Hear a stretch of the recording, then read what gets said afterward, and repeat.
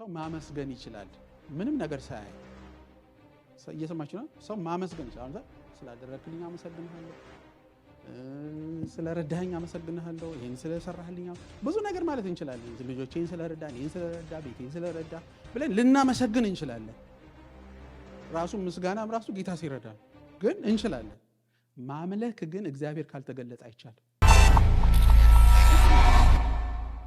በክብሩ ውስጥ ስትኖሩ አለመደሰት አትችሉም ችግር ስለሌለ አይደል ችግር እያለ ትደሰታለህ ችግር እያለ ሰላም ይበዛልሃል ችግር እያለ አንተ በፍስሐ ትጥለቀለቃለህ እንዲያውም የሚጋባ ደስታ በእናንተ ላይ ይኖራል የሰው ህልውናውና ህይወቱ የእግዚአብሔር ክብር ነው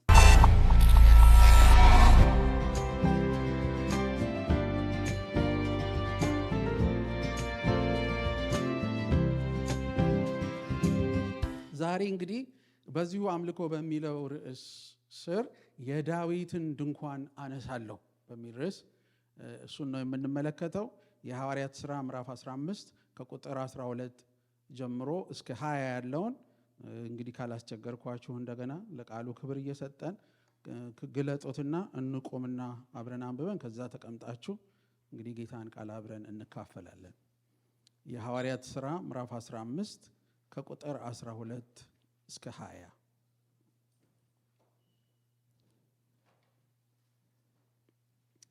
በጌታ ስም አነባዋለሁ እንግዲህ ከገለጣችሁት ምዕራፍ 15 የሐዋርያት ሥራ ከቁጥር 12 ጀምሮ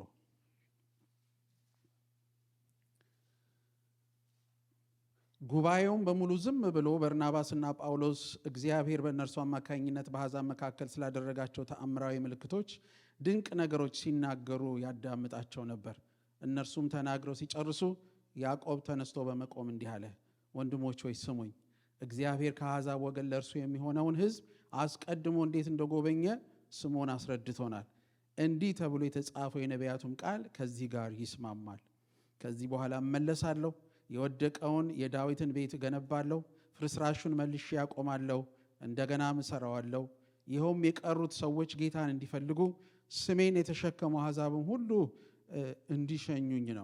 እንዲሹኝ ነው እነዚህን ያደረገ ጌታ እንዲህ ይላል እነርሱ ከጥንት ጀምሮ የታወቁ ናቸው ስለዚህ ወደ እግዚአብሔር የተመለሱትን አሕዛብ እንዳናስጨንቃቸው ይህ የኔ ብያኔ ነው ይልቁን በጣዖት ከረከሰ ነገር ከዝሙት ርኩሰት ታንቆ የሞተ እንስሳ ስጋ ከመብላትና ደም ከመመገብ እንዲርቁ ልንጽፍላቸው ይገባል የሙሴ ሕግማ ከጥንት ጀምሮ በየሰንበቱ በየምኩራቡ ሲነበብና በየከተማው ሲሰበክ ኖሯል ይላል በዚሁ በአሞጽ ምዕራፍ 9 ቁጥር 11 ላይ ነው በዚያ ቀን የወደቀውን የዳዊትን ድንኳን አነሳለሁ የተሰበረውን እጠግናለሁ ፍርስራሹን አድሳለሁ ቀድሞ እንደነበረም አድርጌ እሰራዋለሁ ያለው ይሄ ትንቢት ቃል የነበረው በአሞጽ ምዕራፍ 9 ላይ ነው ያዕቆብ ሲናገር በሐዋርያት ሥራ ምዕራፍ 15 ላይ ቀደም ሲል እንዳነበብ ነው ያዕቆብ ይሄንን ጠቅሶ ነው የሚናገረው ከአሞጽ ላይ የተጻፈውን የእግዚአብሔርን ቃል ማለት ነው ጠቅሶ ነው የሚናገረውና የሚገርማችሁ ነገር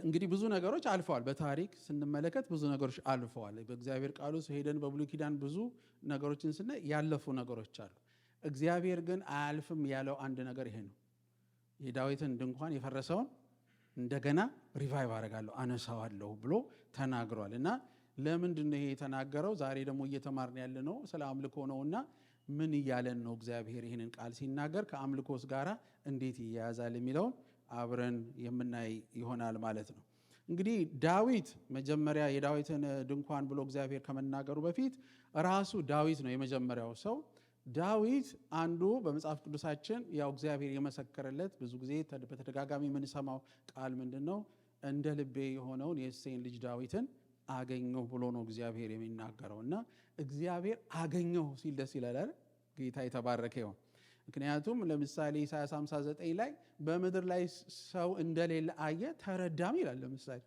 ግን እግዚአብሔር አገኘሁ ሲል ደስ ይላል አሁን ለምሳሌ በኢዮብ ላይ ሄደን ስንመለከት እነሆ ባሪያዬ ኢዮብን አየሆነ ይላል የታየ በእግዚአብሔር ፊት ስፍራ ያለው ሰው ነበረ እና አንዳንድ ጊዜ የእግዚአብሔርን ቀልብ የምንገዛ ሰዎች ያደርጋል እግዚአብሔር አይቶ ኦኬ አለች እሱ እኮ አለ እዚህ ሰፈር ላይ እዚህ ቦታ ላይ እኮ እሱ አለኝ ጌታ ይባረክ። ስራ ቦታችሁ ላይ እሷ አለችኝ እሷ አለኝ የሚለው ሰው እግዚአብሔር ይባረክ። እና ዳዊት እንደዛ አይነት ሰው ነው። ዳዊትን በጣም ብዙ ጊዜ በብዙ መንገድ ተምረናል ስለ ዳዊት። ዳዊት እንደ ማንኛውም ሰው ደካማ ሰው ነው። ከኛ የተለየ አይደለም። እኛ ራሳችን ብዙ ድካም ያለን ሰዎች ነን። የእግዚአብሔር ጸጋ የእግዚአብሔር ምሕረት በየዕለቱ እየደገፈ የሚያቆመን ሰዎች ነን። እኔ እንደዛ ነው ህይወቴ። እኔ ብዙ ጊዜ ሰላም ስትሉኝ ልብ ብላችሁ አስተውላችሁ ከሆነ እንዴት ነህ ስትሉኝ ደህና ነኝ በምህረቱ ነው የምለው። ለምንድነው በምህረቱ የምለው? ሺህ ጊዜ ጽድቅ የሰራው ቢመስለኝ የእግዚአብሔር ምህረት ካላቆመኝ ምንም ዋጋ እንደሌለው ስለተረዳው እግዚአብሔር የተባረከው። እና ዳዊትም እንደዚሁ ብዙ ነገር ነቅሰን እናውጣ ብንል በጣም ብዙ ነገር ነቅሰን እናወጣለን። ፓስተር ዳኒ በዚህ አስደናቂ ነገሮች በዳዊት ድካም በኩል ያስተማረን ጊዜ ታስታውሳላችሁ። በዚህ ቦታ ላይ በማለቂያ እንኳን በመዝጋው በህይወቱ መደምደሚያ ላይ እንኳን እንደሆነ ግሬ ያለው ከሌን ሳትበቀለው ያለ ሰው ነው ማለት የራሱ ድካም ያለው ሰው ነው። እግዚአብሔር ግን በዚህ ሁሉ ውስጥ ያየለት መልካም ነገር አለ። እግዚአብሔር የተባረከ ይሁን። በዚህ ሁሉ ውስጥ በህይወቱ ያየው መልካም ነገር አለ። እኔ አንድ ነገር ሲገባኝ የዳዊት ድንኳን ሲል ቤቱን ነው አይደል የሚያመለክተው። ማለት የሆነ ቴንት የሚለው አንድ ድንኳን አለ ብሎ ነው የሚያመለክተው። ልክ አሁን እንደዚህ መቅደስ ቢሆን ወይም አዳራሽ ቢሆን እንደዚህ ነው የሚያመለክተው። ነገር ግን ከዳዊት ድንኳን በፊት የዳዊት ድንኳን እንዲኖር ያደረገው ዳዊት ነው። ገብቷችኋል አይደል? ስለዚህ አምልኮ የሚጀምረው አንተ ላይ ነው እንጂ የሆነ ቦታ ላይ አይደለም። አሜን ነው። እግዚአብሔር የተባረከ ነው። አምልኮ የሚጀምረው እኔ ላይ ነው እንጂ እኔ ጋራ ነው። የሁላችሁ ኢንስቲትዩሽን አምልኮ አይጀምርም። ተቋም አምልኮ አይጀምርም። ተቋም የሚጀምረው በአንድ ሰው ህይወት፣ አምልኮ የሚጀምረው በአንድ ሰው ህይወት ውስጥ ነው። እግዚአብሔር የተባረከው። እኔ ህይወት ውስጥ አምልኮ ካለ አምልኮ ስላለ እዚህ ስመጣ ያው አምልኮ ነው በእኔ ውስጥ የሚቀጥለው፣ በአንቺ ውስጥ የሚቀጥለው፣ በአንተ ውስጥ የሚቀጥለው እንጂ አምልኮ እዚህ ቦታ ላይ መጥቼ የሚፈጠር ነገር አይደለም። አምልኮ እኔ ውስጥ ያለ ነገር ነው። አንተ ውስጥ ያለ ነገር ነው። አንቺ ውስጥ ያለ ነገር ነው። እግዚአብሔር የተባረከው። አንዳንድ ከሌሉን ይኑሩን አይኑሩን አላውቅም፣ እናንተ ታውቃላችሁ። ግን አንዳንድ ጊዜ የሚቸግር ይመስለኛል። አንዳንድ ሰው ሼር ሲያደርገኝ ስለምሰማ ነው። ሁሉም ላይ ሆን ይችላል። ግን ብዙ ጊዜ በህብረት ሆኖ መዘመር ይመቻል። ለብቻ ግን አንዘምርም። ብዙ ጊዜ ለብቻ ከመዘመር ይልቅ መዝሙር መስማት ይመቸናል። ግን እኔ አንድ ነገር ልንገራችሁ። አንደበታችሁን ከፍታችሁ እግዚአብሔርን አምልኩ፣ አመስግኑ። የምስጋና ቃላት አንደበታችሁ ያውጣ። ዝማሬንና ቅኔን አንደበታችሁ ያውጣ። አምልኮ ከፕሮግራም አሳልፉት። እግዚአብሔር የተባረከ ይሁን። ምን ማለት ነው? ይሄ ማለት አምልኮ ህይወት ስለሆነ ማለት ነው። በየዕለቱ በህይወታችን ላይ ሁሉ ነገራችን፣ አካሄዳችን፣ ንግግራችን፣ አደራረጋችን እግዚአብሔርን እንደሚያመልከውና እንደሚያከብረው ሁሉ የአንደበታችንንም ፍሬ እዛው አብረን እንስጠው። እግዚአብሔር የተባረከ ይሁን። በምንድነው በአንደኛ ጴጥሮስ ምዕራፍ 3 ላይ ህይወትን ሊወድ መልካሞችን ቀኖች ላይ የሚፈልግ ሰው ከንፈሩን ከሽንገላ ምላሱን ከተንኮል ይጠብቅ ይላል አይደል? ይሄንን ጠብቀህ ትችላለህ? አሁን አንዳንዴ አረ በኢየሱስ እያላችሁ አፍ አይጠበቀ ከባድ እኮ ነው። የሆነ ቦታ ላይ ምን እንደሚያመልጠን እንኳን አናውቅም አይደለ? ከባድ ነገር ግን ታውቃላችሁ፣ ያንን ለማስቆም ከመታገል እናመስግንበት፣ እናወድስበት። አንደበቶቻችን ይከፈቱና ንጉሱን ይባርኩ። እንኳን ድምፅ ሰጠኝ በድምፄ ላምልከው። እንደው መዝሙር እንኳን ባይሆንልህ ባገኘው ድምፅህ በለው። አንድ እግዚአብሔር ሰው ብሏል አንድ ጊዜ ካንተ ጋር ስዘምር ድምፄ ደስ ይላል። ለምንድን ነው እኔ ለብቻዬ ድምፄ እንደዚህ ማይሆነው አለኝ። አረ ግድ የለም በዛው ድምፅ በልብየዋለሁ። ለማንኛውም እሱም በኋላ ምክንያቱም ፐርፎርማንስ አይደለም፣ አምልኮ ህይወት ነው። እግዚአብሔር የተባረከ ይሁን። አሜን። አምልኮ ህይወት ነው። እና ዳዊትን ስንመለከተው አንድ ነገር ዳዊት ከገቡት ነገሮች መካከል ምንድን ነው ብትሉ ጌታን ማምለክ ያውቃል። he knows how to worship the Lord። ይሄ በጣም ትልቅ ነገር። ታላላቅ ሸለቆዎቹን ዳዊት የሚያልፈው የአምልኮ ሰው ስለሆነ ነው። ከባባድ ጨለማዎቹን የሚያልፈው የአምልኮ ሰው ስለሆነ ነው። እግዚአብሔር የተባረከ ይሁን። ስለዚህ ከራሱ ከዳዊት ነው። አምልኮ በኢንስቲትዩሽን፣ አምልኮ በተቋማት ውስጥ አትፈልጉት። አምልኮ በፕሮግራም ውስጥ አትፈልጉት። አምልኮ አንተ ውስጥ ነው ያለው፣ እኔ ውስጥ ነው ያለው፣ አንቺ ውስጥ ነው ያለው። እግዚአብሔር የተባረከ ይሁን። እንግዲህ ይሄንን ስንመለከት ምንድነው እዚህ ላይ ብሎ የሚናገረው? የዳዊትን ድንኳን የፈረሰውን አነሳለሁ ነው ያለው። ስለዚህ የዳዊት ድንኳን ምንድነው የሚመስለው?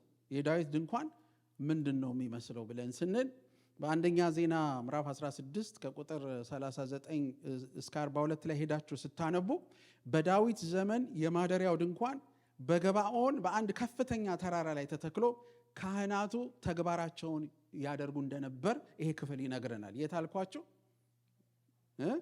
በአንድ ከፍተኛ ተራራ ላይ የት? በገባኦን ተተክሎ።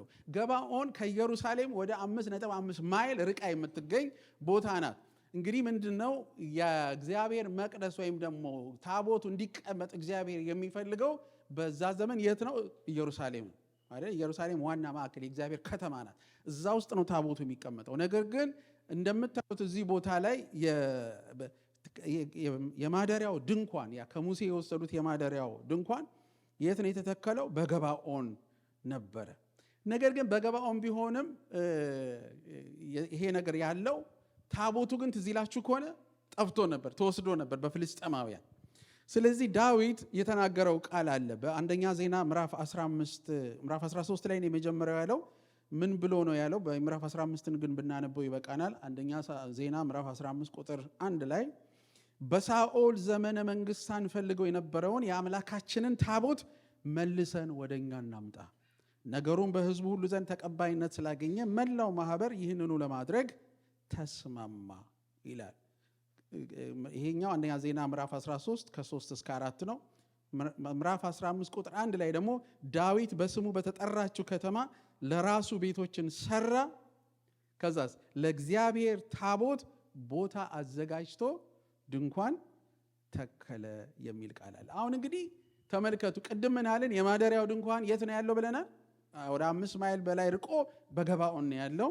ስለዚህ ካህናትም እዛ አሉ በሙሉ። ይሄ አጸዱ፣ ምኑ፣ መሰዊያው ሁሉ ነገር እዛ ነው ያለው። ትዝ ይላችሁ እኮ የሙሴ ድንኳን ባለ 3 ክፍል ባለ 3 ተርታ አምልኮ ቦታ ነው። አደባባይ አለ፣ ቅድስት አለ፣ ቅድስተ ቅዱሳን አለ። ስለዚህ ሁሉ ነገር ያለው እዛ ነው። ታቦቱ ግን የለም።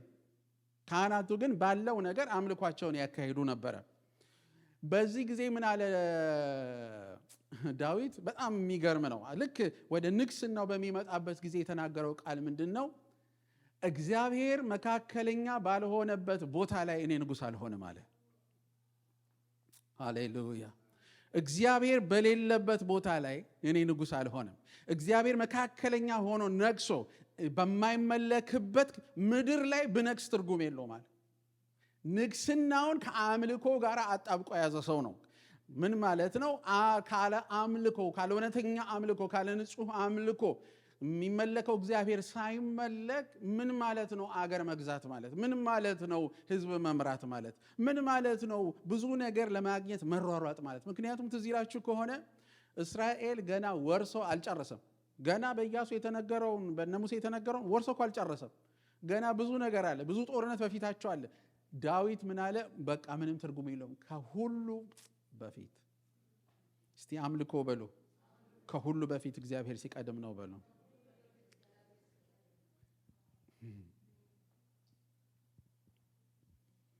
ዳዊት የገባው ነገር እሱ ነው። ለዳዊት ሀብት፣ ንብረት፣ ዕውቀት፣ ዝና፣ ችሎታ ትርጉም የለውም። የዳዊት ልብ እግዚአብሔር የወደደው ለዚህ ነው። ዳዊት አንድ ነገር ይገባል፣ ካለ እግዚአብሔር ምንም መሆን አይችልም።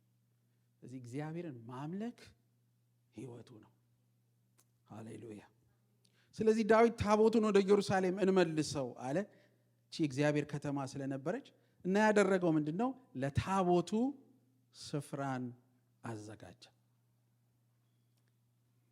ለታቦቱ ስፍራን አዘጋጀ። ዋው! እግዚአብሔር አምላክ ያግዘን። ቤታችን ምን አዘጋጅተናል? ህይወታችን ውስጥ ምን አዘጋጅተናል? ኑሯችን ውስጥ ምን አዘጋጅተናል? ምን? እግዚአብሔር ይመለክ ዘንድ፣ እግዚአብሔር ይከብር ዘንድ፣ እግዚአብሔር መካከለኛ ይሆን ዘንድ ምን አድርገናል? what are we doing? ምን እያደረግን ያለ ነው? ታውቃላችሁ አንዳንድ ጊዜ ቤታችንንና አምልኮ እስክንረሳ ድረስ ህይወት እያካለበ፣ ኑሮ እያካለበ፣ ቤት ስንሄድ ሩጫ፣ ስራ፣ ሁሉ ነገር አላለም። ፕሮግራም ስንመጣ አምልኮ የሚሆንበት ጊዜ ቀላል አይደለም። በሁላችንም ህይወት እንደምንፈተን አስባለሁ። እኔ ራሴ የተፈተንኩበት ዘመን ብዙ አለ። ግን አይገርማችሁም? ቤታችንም እግዚአብሔር መካከለኛ፣ መስሪያ ቤትም እግዚአብሔር መካከለኛ፣ ወዳጆቻችን መካከል እግዚአብሔር መካከለኛ። ሃሌሉያ። እኔ አንድ ነገር ልንገራችሁ፣ ከሁሉ ነገር ቫኬሽን ውሰዱ፣ ከሱ ፊት ግን ቫኬሽን አትውሰዱ። አሜን። እንደ ማደሪያው ድንኳን ብዙ ደረጃዎችና ስርዓቶች ያልነበሩት ብዙ ክፍሎችም ያልነበሩት ድንኳን ነው የዳዊት ድንኳን።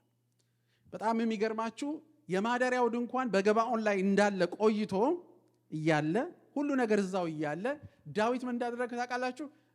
አመጣና ኢየሩሳሌም ውስጥ ለእግዚአብሔር ታቦት ስፍራን አዘጋጀና ያ አንድ ድንኳን ነው፣ በቃ አንድ ክፍል ዳዊት ያዘጋጀው። እንደዛኛው ባለ 3 ረድፍ ባለ 3 ክፍል ወይም ባለ 3 ቦታ ማምለኪያ ቦታ አይደለም። ያ ራሱ ኦልሬዲ በገባውን ተተክሎ ቁጭ ብሏል። እሱ ግን እዚህ ያመጣና አንድ ድንኳን ብቻ ተከለና ታቦቱን መሃል ላይ ያደረገው። የዳዊት ድንኳን ከሌሎቹ ድንኳን የሚለየው ምንድነው? ቀጥታ ስትገቡ ታቦቱን ታገኙታላችሁ። እየሰማችሁ ነው አይደል? አልመሰለኝም፣ ይቅርታ አድርጎልኝና ወዳችኋለሁ፣ ግን አልመሰለኝም። ምክንያቱም አሁን ያልኩት ቢገባችሁ ትንሽ እንግዲህ በቃ ወይኔ መግለጽ አለብኝ ማለት ነው። እሺ አሁን ቀጥታ ሲገባ ትዝ ይላችኋል። ወደ ሙሴ ድንኳን ለመግባት እስቲ እሱን ተርታ ብንሄድ ቆንጆ ነው። አንዴ ቶሎ እንዲገባ አደባባይ አለ፣ ቅድስት አለ፣ ቅድስተ ቅዱሳን አለ። አደባባይ ውስጥ መግባት የሚችለው ማን ነው? የእስራኤል ሕዝብ ብቻ ነው እዛ ውስጥ መግባት የሚችለው። ስለዚህ ለምሳሌ አሕዛብ፣ እነዚህ እግዚአብሔርን የሚፈሩ ጋድ ፊሪንግ ጀንታይልስ የሚባሉት አሕዛብ መጥተው እነሱ ደግሞ አደባባይን መግባት አይችሉም። ከአጥር ውጭ ቆመው ነው የሚያመልኩት። ዲፈረንሱ በሌላ ቋንቋ ሌላ ሰው እንዳይመስላችሁ፣ እኔና እናንተ ከአጥር ውጭ ነበር። ከአጥር ውጭ ነበር ክበሉ። ሌላ አንድ ሰው ትንሽ አበጣት ይቅርታ አትበሉት እንዴ። ምንም ከፍ ከፍ አንበል ዝቅ እንበል፣ ቅድም እንዳለው ነው። ምንም ትዕቢት የለኝም ብሏል። በቃ አይገርምም? ከአጥር ውጭ የነበርን ሰዎች ነን ጠቅላላ። እስቲ እንየው። አደባባይ ማን ይገባል አልኳቸው? ከህዝብ እስራኤላውያን ብቻ ናቸው ሊገቡ የሚችሉት፣ ያው የኃጢአታቸውን መስዋዕት ለማቅረብ ለካህናቱ ለዛው። ከዛ ደግሞ እነሱ አያልፉ። ወደ ቅድስተ ቅዱሳን ወደ ቅድስት በምንመጣበት ጊዜ ቅድስት ውስጥ ደግሞ መግባት የሚችለው ማን ብቻ ነው? ካህናት ብቻ ናቸው። ሌላ ማንም መግባት አይችልም። ስለዚህ ህዝብ ራሱ የተቀረ አደባባይ ቀርቷል። የሚያልፍ የለም። አብዛኛው መላው ህብረተሰብ እንኳን የውላችሁ ክብሩ የት ነው ያለው ንገሩ? ክብሩ ያለው ቅድስተ ቅዱሳን፣ ማንም እዛ አይደርስም። እሺ ቅድስት ደግሞ ቀጥሎ ያለው ምንድን ነው? የውስጠኛው ክፍል የመጨረሻው ክብሩ ያለበት ቅድስተ ቅዱሳን። ቅድስተ ቅዱሳን ውስጥ ደግሞ መግባት የሚችለው ማን ነው? ሊቀ ካህን ነው። የሚያሳዝነው ነገር ግን ልንገራችሁ፣ መግባት የሚችለው በዓመት አንድ ጊዜ። አይገርማችሁ? ስለዚህ ከግሎሪው ከክብሩ ሰው እንዴት ርቆ ይኖር እንደነበር አያችሁ? እዚህ እኮ ነበርን የነበር ነው። አልፎልህ እኮ ነው ጠጋ ጠጋ ያልከው በሉት። አጠገባችኋለሁ ሰው በእውነት አልፎልን እኮ ነው። ከምህረቱ የተነሳ ከቸርነቱ የተነሳ ካፈሰሰው ደም የተነሳ ከመስቀሉ የተነሳ እኮ ነው። አይገርማችሁ? እስቲ አስቡት። እኔና እዚህ ጠቅላላ ያለ አይሁድ እንዳለ አላውቅም፣ ካለ ይቅርታ፣ ካለ አንተን አይመለከትም።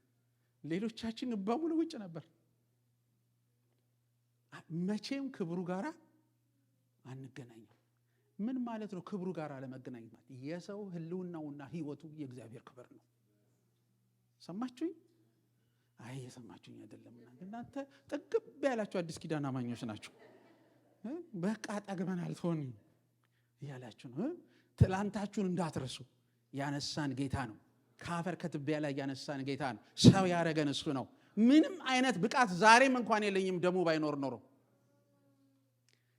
ከክብሩ ርቀን የምንኖር ምን ማለት ነው? ክብሩ ከሌለ የህይወቱ ሙላት የለም። ክብሩ ከሌለ ህይወት ራሱ የለም። ክብሩ ከሌለ ዛሬ ማንነትህ የምንለው በክርስቶስ የለም። ቅዠት ዓለም ውስጥ ጨለማ ውስጥ ነው መኖር ማለት ይሄ ነው። ስለዚህ በዓመት እኮ አንድ ጊዜ ነው ሊቀ ካህኑ የሚገባው። ክብሩ የሚገለጠው የት ነው ንገሩኝ? ምን ስላለ? ታቦቱ ስላለ። ክብሩ የሚገለጠው በምኑ ላይ ነው? በማስተሰሪያው መክደኛ ላይ የእግዚአብሔር ክብር፣ ሁለቱ መላእክት ባሉበት እዛ ላይ ነው የሚገለጠው የእግዚአብሔር ክብር። ስለዚህ መቼም ክብሩን አያዩትም። ዋናውን እነሱ የሚያዩት ምንድን ነው? የክብሩን ኢፌክት ነው፣ የክብሩን ስራ ነው የሚያዩት። አሁን ለምሳሌ እነሱ የእግዚአብሔርን አከበሩ ሲል የክብሩ ስራ ተገልጦ ነው እንጂ ክብሩን አያዩትም። ዛሬ ግን ኳስ ገባን። ኧረ አሜን። አቤት አምልኮ ገና መብራት አለበት እኛ ህይወት ላይ። ስለዚህ ዳዊት ያደረገው ምንድን ነው? ግን የዳዊት ልዩ ነው፣ በፍጹም ልዩ ነው። ከነበሩት ከብሉይ ኪዳን አምልኮች የተለየ የሚያደርገው ምንድን ነው? ድንኳን አመጣና ተከለ። ማንንም አልከለከለም። ሌዋውያን ያገለግላሉ። መጋረጃው በተከፈተ ቁጥር ሁሉም ሰው ታቦትን ያያል። ስለዚህ እግዚአብሔር ክብር ሲመጣ ሁሉም ሰው ያያል። ታቦቱ መጋረጃው ሲከፈት ሌዋውያን ሲያገለግሉ ይታያል። ምንም ስውር ነገር የለውም። ምን አደረገው? እሱ በአንድ ጊዜ ክብር ውስጥ መግባት አደረገው። የዳዊትን ድንኳን ልዩ የሚያደርገው ይሄ ነው።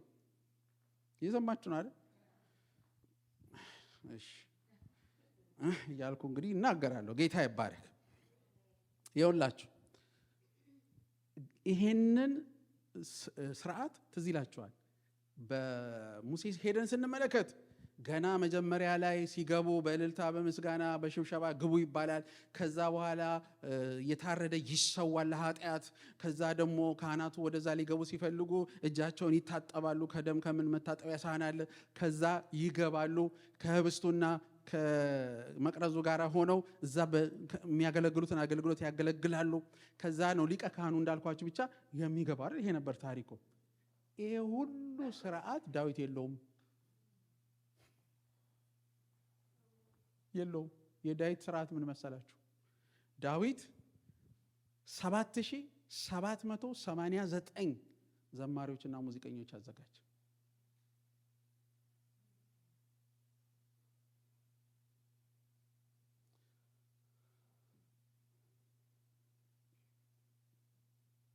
ትንሽ እኮ አስቡ ብዬ። እሺ ላሳያችሁ አስተላለፉ ሙሴ ይሰራው። ይሄ ነገር በፍጹም በብሉይ ኪዳን በሌላ ቦታ የለም። ዳዊት ብቻ ነው ያደረገው። እንዴት እንዳደረገው ነው። 3 መሪዎች ለአምልኮ ሾመ። እስቲ የሀገር መሪ ነው በሉ፣ ንጉስ ነው በሉ እስቲ። ግን ምን አለ? አምልኮ ዋና ካልሆነ እዚህ ምድር ላይ አለ እግዚአብሔር። ምክንያቱም አምልኮ ምን ያደርጋል ብለናል? እግዚአብሔርን መካከለኛ ያደርገዋል። አምልኮ የሌለበት ምድር ላይ እኔ ቆሜ አልነግስም በፍጹም። ስለዚህ ፈርስት ኤንድ ፎርሞስት ወርሺፕ አለ። የመጀመሪያው ነገር አምልኮ አለ። አጠገባቸው ያለውን ሰው አምልኮ ከመዝሙር ያልፋል በሉት። ከመዝሙር ያልፋል። የሆነ ነገር አለ። ዜማና ቀኔ ሙዚቃ አይደለም፣ ግን ስርዓት ውስጥ ይሄ ይካተታል። ይኸውላችሁ 3 መሪዎች አደረገ። ያደረጋቸው መሪዎች እነማን ናቸው?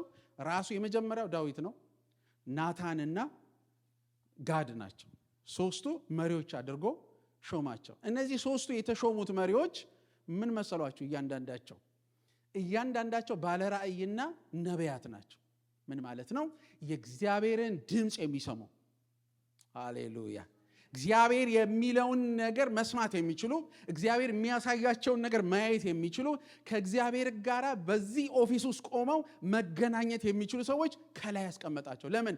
አምልኮ አለመገለጥ ሊካሄድ አይችልም። እየሰማችሁ ነው? አዎ። ለምን እንደሆነ ታውቃላችሁ? አንዳንድ ቀን ስታመልኩ አገር እያዘልኝ የምትሉት አንዳንድ የሚያደርሰኝ የትም ክብሩ ነው። ብዙ ድካም ያለኝ፣ ብዙ ችግር ያለኝ፣ ብዙ ውጣ ውረድ ውስጥ ማልፍ ሰው ነኝ። ብዙ ቁጣ ያለኝ፣ ብዙ ሐዘን ያለኝ፣ ብዙ ምሬት ያለኝ ሰው ነኝ። ካለ ክብሩ የትም መሄድ አልችልም። I need your glory። ክብርህን እፈልጋለሁ፣ ክብርህን እፈልጋለሁ። ለክብሩ የሚጠነቀቅ ነው የዳዊት ድንኳን። አሜን አሜን። ለክብሩ የሚጠነቀቅ ነው። ዲዩ ኬር? ዛሬ ኬር አለ ነው። አይዟችሁ፣ እየከሰስኳችሁ አለ፣ እየፈተሽኳችሁ ነው ያለው። ዱ ዊ ኬር? የእግዚአብሔር ክብር ሲባል ግድ ይለናል። ክብሩን የሚያንቋሸሽ ነገር ውስጥ ኖ እጄም እግሬም አይገባም እንላለን። ምንድን ነው የምናደርገው? እስቲ ራሳችንን እናስብ። ይሄ ነበረ ያስጀመረው እና ምዕራፍ 16 ቁጥር 11 ላይ ምን አለ መሰላችሁ? የሕይወትን መንገድ ታሳየኛለህ፣ በአንተ ዘንድ የደስታ ሙላት፣ በቀኝህም የዘላለም ፍስሐ አለ። ደስታ ከህይወታችሁ የተሰለበባችሁ ከሆነ ያ ሰፈር የደስታ ሰፈር ነው፣ የሐሴት ሰፈር ነው። በክብሩ ውስጥ ስትኖሩ አለመደሰት አትችሉም። ችግር ስለሌለ አይደል። ችግር እያለ ትደሰታለህ። ችግር እያለ ሰላም ይበዛልሃል።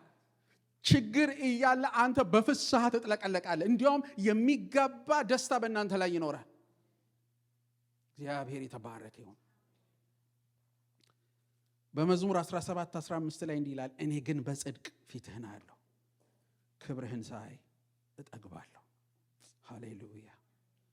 እንዴት የውላችሁ ክብሩን ፈላጊ እንደሆነ። መዝሙር 26 ቁጥር 8 አቤቱ የቤትህን ስፍራ የክብርህንም ማደሪያ ቦታ ወደድሁ። ሃሌሉያ! የውላችሁ እንዴት እንደተጣበቀ እንደተሰፋ ህይወቱ ከእግዚአብሔር ክብር ጋር ከነድካም። መዝሙር 84 ቁጥር 4 በቤት የሚኖሩ ሁሉ የተመሰገኑ ናቸው፣ ለዓለምና ለዘላለም ያመሰግኑሃል።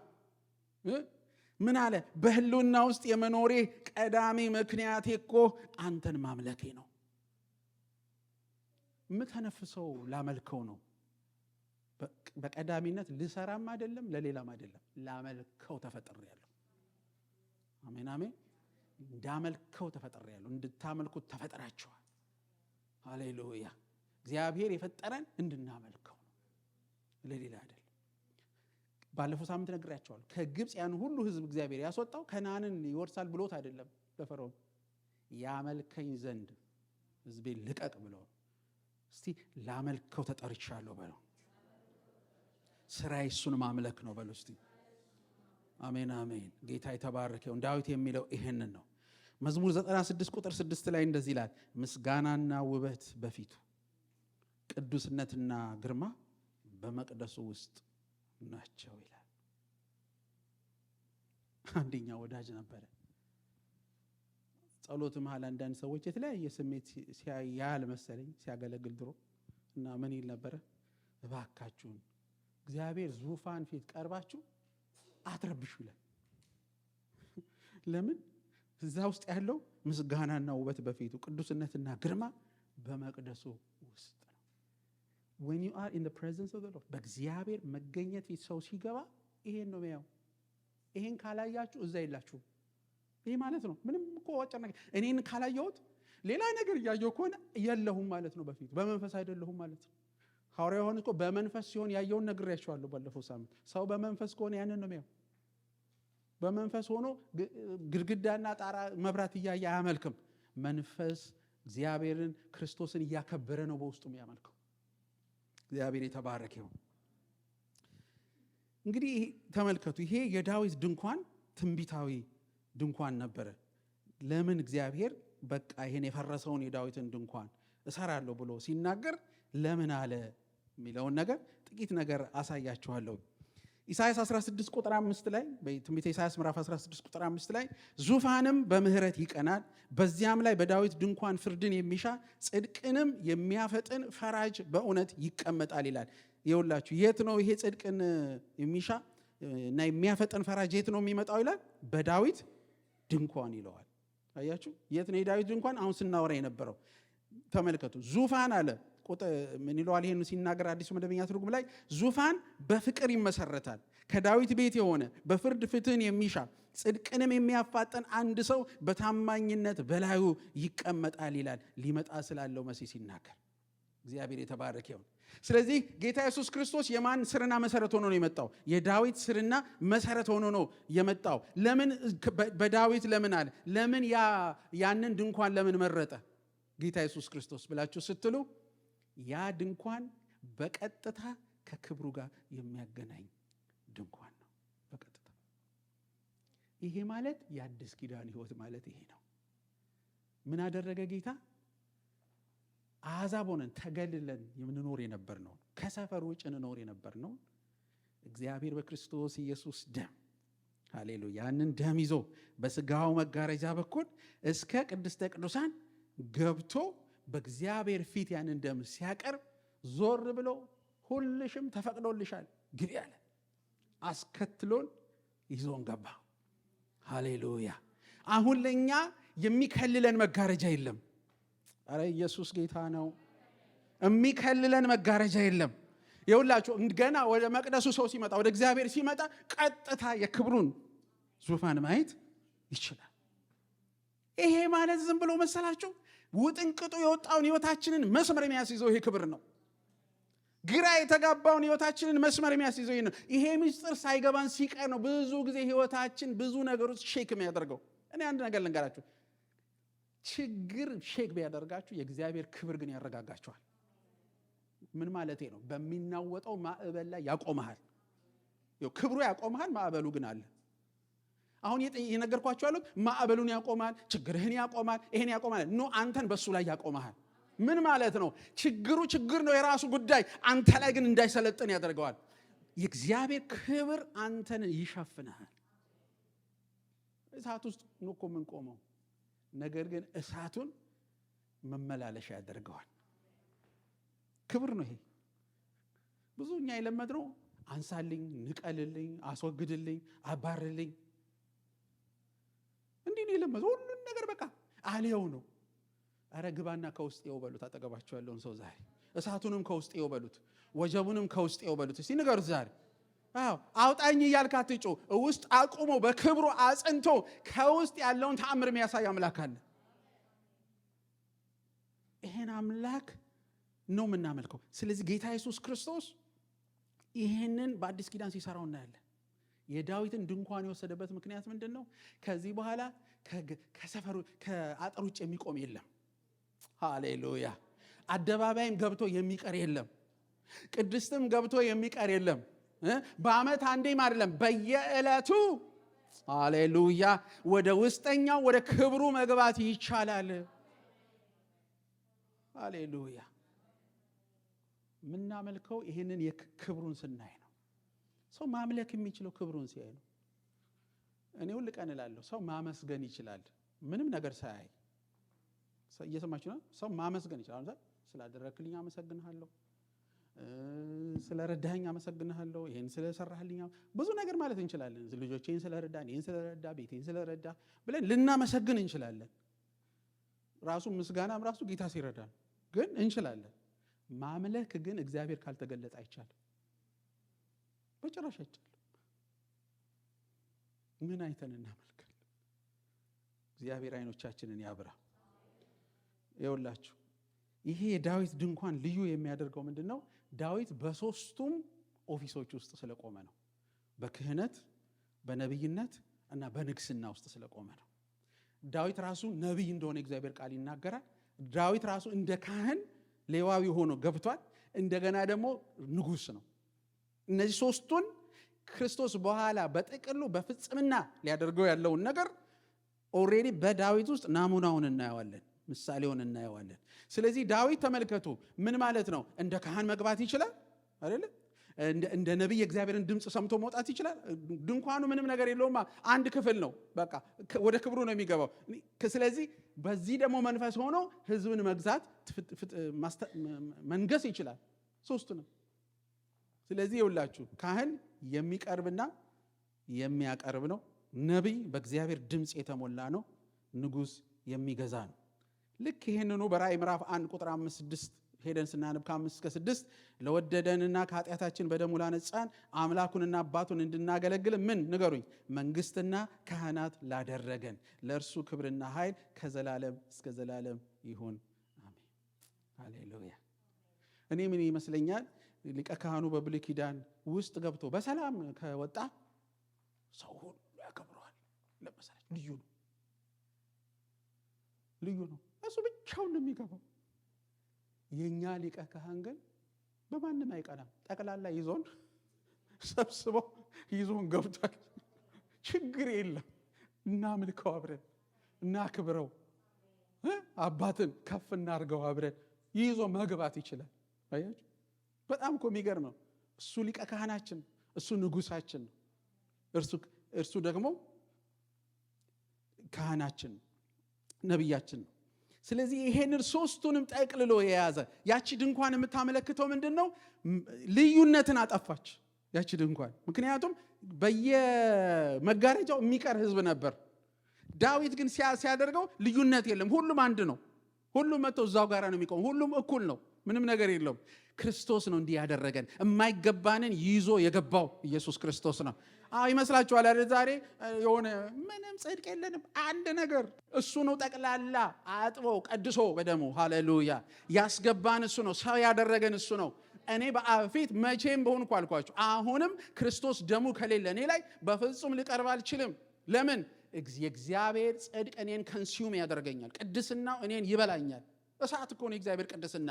ነገር ግን ደሙ ስለሸፈነን ሃሌሉያ።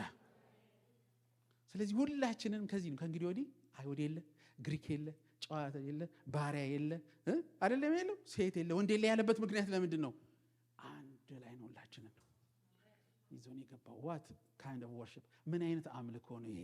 ሁሉ ፉል አክሰስ ተሰጥቶት፣ ሙሉ አክሰስ ተሰጥቶት። አሜን አሜን። እነዚህ ሶስት ነገሮች አሳይቻችሁ ጨርሳለሁ። የዳዊት ድንኳን በዕብራውያን ምዕራፍ 10 ከቁጥር 19 እስከ 22 ምን ይላል? እንግዲህ ወንድሞች ሆይ በኢየሱስ ደም ወደ ቅድስተ ቅዱሳን ለመግባት ድፍረት አግኝተናል። ይኸውም በመጋረጃው ማለት በስጋው በኩል በከፈተልን አዲስና ሕያው መንገድ ነው። በእግዚአብሔር ቤት ላይ የተሾመ ታላቅ ሊቀ ካህናት ስላለን ከክፉ ሕሊና ለመንጻት ልባችንን ተረጭተን ሰውነታችንንም በንጹሕ ውሃ ታጥበን በእውነተኛ ልብና በሙሉ እምነት ወደ እግዚአብሔር እንቅረብ ይላል። ይሄና የዳዊት ድንኳን ተመልከቱ። የዳዊት ድንኳን ለሁሉ አክሰስ ሰጠ። ይሄው ክርስቶስ ይህንን አክሰስ ለእኛ ሰጠ። አሜን አሜን። ይህንን መግባት ሰጠ። ሃሌሉያ። ስለዚህ ምን አደረገ? በመገኘቱ ውስጥ ለመሆን ደጁን ከፈተው። ዳዊትም ያደረገው እሱ ነው። ህዝቡን አክሰስ ሰጠው። ስለዚህ መለያየት የለም። እከሌ አይቀርም፣ ምን አይቀርም፣ ለሁሉ ደጁ ተከፈተ። ሁለተኛ በዮሐንስ 17 ከ22 እስከ 23 ላይ እኛ አንድ እንሆን ዘንድ እነርሱም አንድ እንዲሆኑ የሰጠኸኝን ክብር አያችሁ። አንድ ለመሆን ምን ያስፈልጋል? ክብር። የሰጠኸኝን ክብር ሰጥቻቸዋለሁ። ይህም እኔ በእነርሱ አንተም በእኔ መሆንህ ነው። አንተ እንደላከኝና እኔ በወደድከኝ መጠን እነርሱንም እንደወደድካቸው ዓለም ያውቅ ዘንድ አንድነታቸው ፍጹም ይሁን አለ። በጣም የሚገርም ቃል ላስታውሳችሁ። ሕዝቅኤል ምዕራፍ 37 ላይ ስለነዛ አጥንቶች ትዝ ይላችሁ ከሆነ ታሪኩ ላይ የሆነ ነገር አለ። ብዙ ጊዜ እኛ የተሰበሰቡትንና ሰራዊት ሆነው የቆሙትን ብዙ ጊዜ እንሰማለን በስብከት፣ ግን ብንጨርሰው ምዕራፉን የምናገኘው ነገር አለ። ምንድን ነው የሆነው? ትዝ ይላችሁ ከሆነ በእስራኤል ታሪክ ውስጥ አይሁድና እስራኤል ተለያይተዋል አይደለም? ይሁዳና እስራኤል ተለያይተው ነው የኖሩት። ስለዚህ ያኔ ያ ሰራዊት ሲነሳ ምን አለው እግዚአብሔር? አሕዛብንም ይወክላል። ሁለቱን ሊቀ ካህናችን፣ የመጨረሻው ሊቀ ካህን ሃሌሉያ፣ የጌታዎች ሁሉ ጌታ የሆነው እውነተኛው ነቢይ ኢየሱስ ክርስቶስ ከዚህ ሁሉ ያለፈ ጌታ ነው ያለን። ስለዚህ እሱ ቀድሞን ገብቷል። ምን ስራ ያስፈታናል? በማይረባ ነገር እንግባና እኛም የምስጋና ሰዎች እንሆን። እንግባና የአምልኮ ሰዎች እንሆን። እግዚአብሔርን እንባርከው፣ ከፍ ከፍ እናድርገው። ይኸውልህ ታቦቱ ሁል ቀን ፊትህ ይሁንልህ። ያ ክብሩ የሚገለጥበት እግዚአብሔር የተባረከ ይሁን። በክብር ውስጥ የመኖርን ህይወት ተለማመዱ። እኔ አንድ ነገር ልንገራችሁ። ምንም የምስጋና ርዕስ አትጠብቁ። ኦልሬዲ የምስጋና ርዕስ ሞልቶላችኋል። ለምን ብትሉኝ ይኸው ደጁን ከፍቶ ወደ አብ አስገባን፣ የዘላለምን ህይወት ሰጠን፣ ልጆች አደረገን። እኔ አንድ ነገር ልንገራችሁ። ለጌታ ሁል ቀን እለዋለሁ፣ አንድ ቀን ከእግዚአብሔር ጋር ይሄንን አልሰጠኸኝም ብዬ ተጣልቼ አላቅም። ግን ምንድነው ይሄን ያስደረገ ብትሉኝ ጥበቤም እውቀቴም ችሎታዬም አይደለም። ነገር ግን ያደረገልኝ ሊያደርግልኝ ካለው ነገር ሁሉ ይበልጣል። ምንድነው ያደርግልኝ ከዚህ በላይ? ልጁን ከሰጠኝ በላይ ምን እንዲሰጠኝ ነው የምጠብቀው እኔ? እስቲ ንገሩኝ። እናንተ ያላችሁን ምርጥ ሁሉ አውጥታችሁ ከሰጣችሁ በኋላ ሌላ አምጣ ቢሏችሁ ድንጋይ አስታችሁ አታባረሩትም? ሰውየው አገር ላገር አንተ ጭንቅላት የለህም? ያለኝን የከበረ ነገር ሰጥቼ እንደገና ሌላ ነገር ከኔ ትፈልጋለህ? ከዚህ በላይ ምን እንድሰጥ ትፈልጋለህ ብላችሁ ከቤት አታባረሩትም? ያላባረረን ከምሕረቱ የተነሳ ነው። ላዩ ላይ እየተኛንበት። አረ ጌታ ይርዳን። እስቲ አጠገባቸው ያለውን ሰው እባክህን ዘመንህን ሁሉ የአምልኮ ሰው ሁን በሉት። ተነስተን አብረን እንጸልይ እስቲ። እግዚአብሔር የተባረከ ይሁን።